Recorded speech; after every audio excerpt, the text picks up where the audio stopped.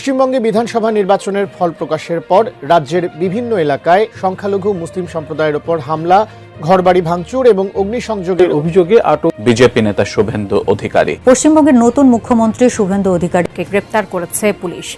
জিজ্ঞাসাবাদের জন্য তার 3 দিনের রিমান্ড মঞ্জুর করেছেন আদালত। আইনজীবীর বেশে হাইকোর্টে উপস্থিত হলেন পশ্চিমবঙ্গের সদ্য সাবেক মুখ্যমন্ত্রী মমতা ব্যানার্জি। নির্বাচন পরবর্তী সময়ে নারী, শিশু, সংখ্যালঘু সকলের উপর চালানো অত্যাচারের অভিযোগ তুলে প্রতিবাদ জানান মমতা। যা আশঙ্কা করা হয়েছিল ঠিক তাই ঘটতে শুরু করেছে। পরিবর্তনের ডাক দিয়ে পশ্চিমবঙ্গে ক্ষমতায় বসেই নিজেদের আসল রূপ দেখাতে শুরু করেছে বিজেপি। মাত্র কয়েকদিন আগেই বিধানসভা নির্বাচনে তৃণমূলকে হারিয়ে ক্ষমতার মসনদে বসা শুভেন্দু অধিকারীর সরকার একের পর এক বিতর্কিত সিদ্ধান্তে উত্তাল করে তুলছে রাজ্যটি। একদিকে সাধারণ মানুষের খাদ্যাভ্যাস ও ধর্মীয় সংস্কৃতিতে আঘাত, অন্যদিকে প্রতিবাদী কণ্ঠস্বরকে স্তব্ধ করে দেওয়ার এক নগ্ন খেলায় মেতেছে গেরুয়া শিবির। আজকের এই রিপোর্টে এমন কিছু চাঞ্চল্যকর তথ্য সামনে আনছি যা শুনলে আপনার মাথা ঘুরে যাবে। পশ্চিমবঙ্গের নবনিযুক্ত মুখ্যমন্ত্রী শুভেন্দু অধিকারীর শেষ রক্ষা হচ্ছে না।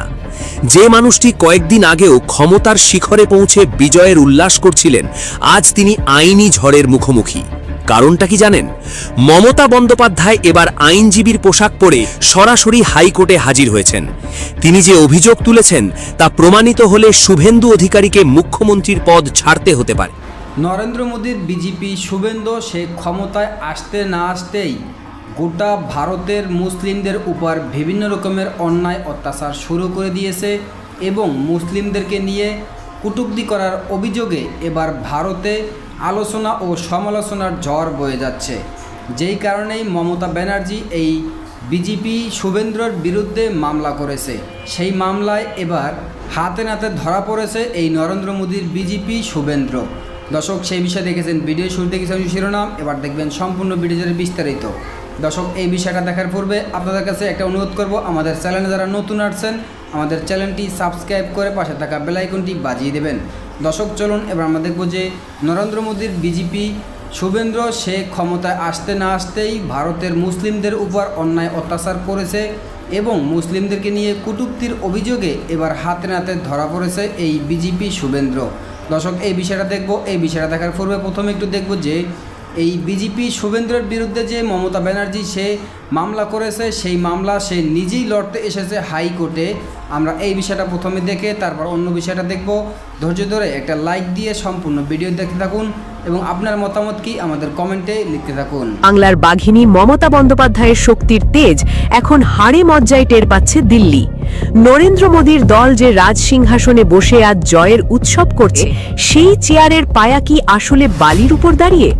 সুপ্রিম কোর্টের এজলাসে জমা পড়া এক বান্ডিল গোপন নথি কি বদলে দেবে ভারতের মানচিত্র? আজ উন্মোচিত হবে সেই সত্য। বাংলার রাজনীতিতে এখন এক অদ্ভুত থমথমে নিস্তব্ধতা। ওপর থেকে দেখলে মনে হবে উত্তাল সমুদ্র শান্ত হয়ে গেছে, কিন্তু জলের গভীরে যে কতটা ভয়ঙ্কর ঘূর্ণিপাক তৈরি হচ্ছে তার খবর কজন রাখে? বিজেপি শিবির এখন রাজ্য জয়ের উন্মাদনায় মাতোয়ারা।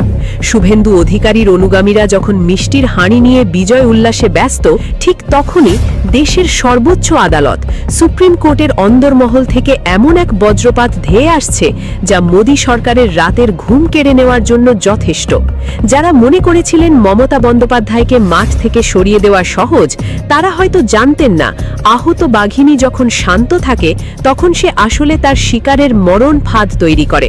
ক্ষমতার মদমত্ততায় যারা আজ মাটিতে পা ফেলছেন না, তাদের সেই অহংকারের বেলুন ফুটো হতে আর মাত্র কয়েকটা দিনের অপেক্ষা। কারণ এই কথিত বিজয়ের পেছনে লুকিয়ে আছে এক কদর্য চুরির ইতিহাস। নরেন্দ্র মোদী এবং তার চাণক্য বাহিনী অত্যন্ত ঠান্ডা মাথায় একটি বিশাল ভোট ডাকাতির পরিকল্পনা সাজিয়েছিলেন। তাদের আসল নিশানা ছিল বাংলার সেই সাধারণ মানুষ যারা প্রতিকূলতার মুখেও তৃণমূলের ছায়ার মতো পাশে দাঁড়িয়ে থাকে। বিশেষ করে বাংলার ক্রান্তিক মুসলমান এবং খেটে খাওয়া হিন্দু ভোটারদের অধিকার কেড়ে নিতে ইসি বা নির্বাচন কমিশনকে ব্যবহার করা হয়েছে একদম দাবার গুটির মতো। এমন এক অদৃশ্য সিস্টেম চালু করা হয়েছিল যেখানে বেছে বেছে লক্ষ লক্ষ মমতা সমর্থকের নাম ভোটার তালিকা থেকে রাতারাতি উধাও করে দেওয়া হয়েছে। এটি কেবল নির্বাচন ছিল না, এটি ছিল গণতন্ত্রের পিঠে এক বিষাক্ত ছুরি চালানো। অধিকার বঞ্চিত এই লক্ষ লক্ষ মানুষের আর্তনাদই ছিল বিজেপির এই কথিত জয়ের মূল হাতিয়ার। কিন্তু খেলাটা এখানেই শেষ নয়, বরং এখান থেকেই শুরু। মমতা বন্দ্যোপাধ্যায়কে যারা চেনেন তারা জানেন তিনি সহজে পিছু হটার পাত্রী নন। এই বিশাল জালিয়াতির গন্ধ পেয়েই তিনি সোজা পৌঁছে গেছেন সুপ্রিম কোর্টে।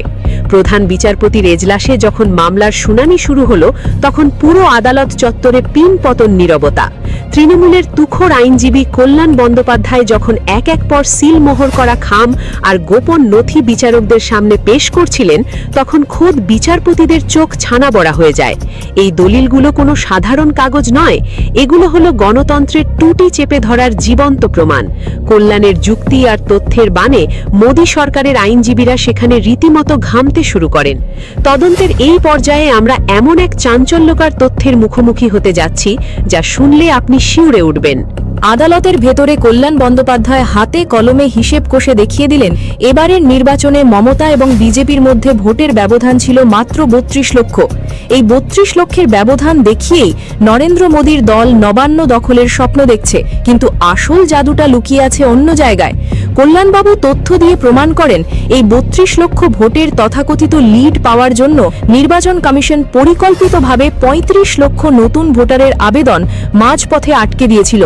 ভাবুন একবার, যেখানে হারের ব্যবধান 32 লক্ষ, সেখানে 35 লক্ষ মানুষকে ভোটই দিতে দেওয়া হয়নি।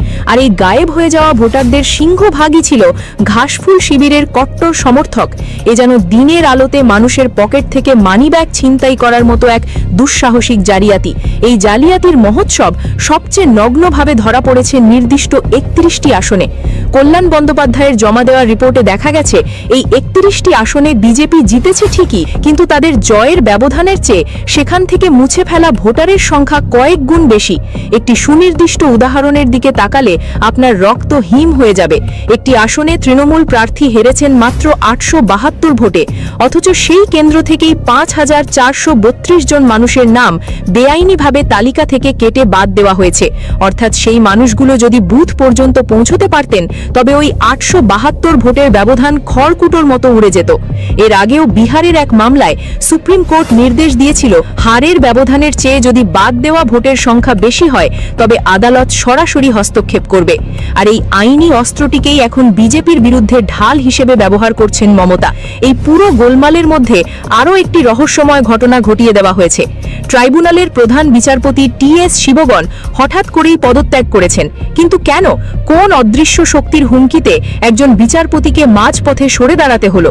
পদত্যাগের ঠিক আগেই তিনি একটি ঐতিহাসিক নির্দেশ দিয়েছিলেন। তিনি 1717 জন ভোটারের আবেদন মঞ্জুর করে তাদের ভোট দেওয়ার অধিকার ফিরিয়ে দিয়েছিলেন। কিন্তু নির্বাচন কমিশন এতটাই বেপরোয়া হয়ে উঠেছিল যে তারা বিচারপতির নির্দেশকে বৃদ্ধাঙ্গুলি দেখিয়ে মাত্র 1607 জনকে সুযোগ দেয় এবং বাকি 110 জনের নাম জোর করে গায়েব করে দেয়। আইনের রক্ষকদের এই অসহায় অবস্থা আর কমিশনারদের এই একগুয়েমি প্রমাণ করে দিচ্ছে, পেছন থেকে সুতো টানছে কোনো বড় শক্তি। আঙুল তুলে পশ্চিমবঙ্গের বর্তমান মুখ্যমন্ত্রী জঙ্গি নেতা শুভেন্দু অধিকারী একসময় চরম ঔদ্ধত্য দেখিয়ে বলেছিলেন, বাংলাদেশের সঙ্গে যুদ্ধ ভারতের কাছে তো মাত্র কয়েক দিনের ব্যাপার নয়, কয়েক মিনিটেই নাকি এর চূড়ান্ত ফয়সালা হয়ে যাবে। একটি স্বাধীন ও শক্তিশালী সামরিক বাহিনীর দেশকে এভাবে কয়েক মিনিটে দখল করে নেয়ার হুমকি বিশ্বের আর কোনো নেতা আজ পর্যন্ত দেওয়ার দুঃসাহস দেখায়নি। কিন্তু শুভেন্দুর সেই ফাঁকা এবং অধ্যত্বপূর্ণ হুঙ্কারের চরম ও দাঁত ভাঙা জবাব সেই দিনই দিয়েছিলেন বাংলাদেশের অকুতোভয় বীর মুক্তিযোদ্ধা এবং বর্তমান স্পিকার মেজর হাফিজ উদ্দিন আহমেদ। অত্যন্ত কঠোর ভাষায় হুঁশিয়ারি দিয়ে তিনি বলেছিলেন, ভারত কেন, স্বয়ং পরাশক্তি আমেরিকা এসেও কোনোদিন বাংলাদেশ দখল করতে পারবে না। রাজনৈতিক মাঠে এই পাল্টাপাল্টি হুঙ্কারের পর গড়িয়েছে অনেক জল, দৃশ্যপট পাল্টেছে। শুভেন্দু অধিকারী দখলে এখন পশ্চিমবঙ্গের মসনদ, আর মেজর হাফিজ হয়েছেন বাংলাদেশের স্পিকার। অনেকেই ভেবেছিলেন সরকার পরিবর্তনের পর দুই দেশের এই চরম উত্তেজনাকর সম্পর্কে হয়তো কিছুটা শীতলতা আসবে, কিন্তু ভেতরের খবর বলছে সম্পূর্ণ ভিন্ন কথা। আপাত দৃষ্টিতে কোনো ইতিবাচক আভাস তো নেই, বরং উল্টো শুভেন্দু অধিকারী এমন কিছু আগ্রাসী পদক্ষেপ নিচ্ছেন যা দুই দেশের সীমান্ত পরিস্থিতিকে নতুন করে উস্কে দিয়েছে। শুভেন্দু অত্যন্ত আগ্রাসী সুরে জানিয়েছেন, রাজ্যের জনবিন্যাস বদলে গেছে, তাই প্রথম দিনই তারা জমি হস্তান্তরের অনুমোদন দিয়েছেন। আগামী 45 দিনের মধ্যে এই জমি বিএসএফ এর হাতে তুলে দেয়া হবে। যা পূর্ববর্তী মমতা ব্যানার্জির আমলে আটকে রাখা হয়েছিল। আন্তর্জাতিক সম্পর্ক বিশ্লেষকরা মনে করছেন, সীমান্তে কাঁটাতারের নামে নতুন করে বাংলাদেশের নিরীহ নাগরিকদের উপর নির্বিচারে গুলি চালানোর জন্যই মূলত এমন ভয়ঙ্কর সিদ্ধান্ত নেওয়া হয়েছে। অতীতেও সীমান্তে কাঁটাতারের বেড়া নির্মাণের সময় বহু স্থানে সরাসরি বাংলাদেশের ভূখণ্ড দখল করে নেয়ার গুরুতর অভিযোগ উঠেছিল। ভারত যদি মনে করে তারা আগের মতোই দাদাগিরি ফলাবে, তবে তারা চরম ভুলের স্বর্গেই বাস করছে। কারণ সীমান্তে যদি আবারও গুলি করে মানুষ মারা হয় কিংবা বাংলাদেশের 1 ইঞ্চি ভূখণ্ড দখল করা দুঃসাহস দেখানো হয়, তবে তার যে চরম ও দাঁতভাঙা জবাব দেওয়া হবে তা বর্তমান সরকারের পক্ষ থেকে অত্যন্ত স্পষ্টভাবে নয়াদিল্লিকে জানিয়ে দেওয়া হয়েছে। বর্তমান বাংলাদেশ সরকার ভারতকে সাফ জানিয়ে দিয়েছে, সীমান্তে আর কোনোভাবেই নতজানু হবে না বাংলাদেশ। কারণ এই বাংলাদেশ আর আগের সেই ধন্যবাদ এতক্ষণ সাথে জন্য। দর্শক, আজকের ভিডিও এ পর্যন্ত। নতুন কোনো ভিডিওতে কথা হবে নতুন কোনো বিষয় নিয়ে। ততক্ষণ ভালো থাকবেন, সাথে থাকবেন। আসসালামু আলাইকুম, আল্লাহ হাফেজ।